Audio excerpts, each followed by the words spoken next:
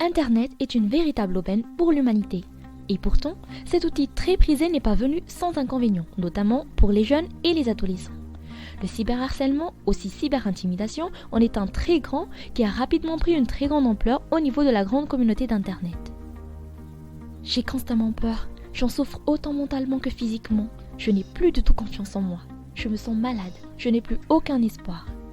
C'est ainsi que l'on pourrait entendre s'exprimer les victimes de ce genre de violence en ligne. Cette forme de harcèlement peut provoquer dépression, tristesse, colère, frustration et bien d'autres dommages chez les adolescents et les jeunes. Elle peut également être plus dangereuse car les victimes peuvent être atteintes n'importe où et n'importe quand grâce à l'actuelle facilitation de l'accès à Internet. Mais le cyberharcèlement, qu'est-ce en réalité ? Le cyberharcèlement est un comportement intentionnel amenant à infliger du mal à autrui à travers l'utilisation d'équipements électroniques, ordinateurs, téléphones portables ou autres, surtout au moyen d'Internet. On parle de harcèlement lorsqu'il y a offense délibérée, tourments, menaces, humiliations, insultes et autres formes d'activités pouvant porter préjudice. Nous pouvons parler d'intimidation à travers des messages, d'intimidation utilisant des photos et ou vidéos, d'intimidation via les réseaux sociaux. Nous pouvons parler de cyberharcèlement lorsqu'une ou plusieurs personnes envoient des messages ou mails méchants ou menaçants, transfèrent des messages privés à d'autres personnes sans le consentement de la personne qui les a envoyés, force quelqu'un à révéler des informations personnelles et ou embarrassantes pour ensuite les envoyer à d'autres personnes ou les partager publiquement.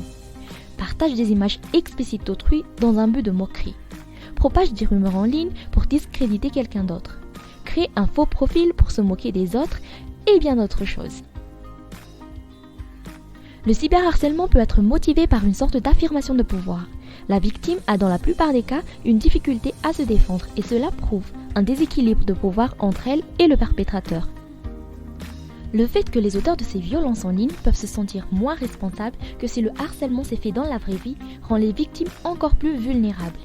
Le plus grand challenge de la lutte face à ce genre de violence en ligne demeure la création d'un environnement sain pour que les victimes et les témoins puissent confortablement en parler. Et toi, que sais-tu ou penses-tu du cyberharcèlement ? Quelle forme pourrait-il également prendre ? L'as-tu déjà subi ou connais-tu quelqu'un qui l'a déjà subi ? En tant qu'ambassadeur de la sécurité en ligne, comment penses-tu que le problème pourrait être éradiqué ? Merci d'avoir complété cette unité et n'oublie pas de t'exprimer dans les commentaires. Suis également de près les activités du groupe SafeBook. Nous partagerons bientôt les moyens de se protéger contre les formes de violence en ligne et de se relever si jamais l'on est victime. À bientôt sur SafeBook. Created using Powtoon.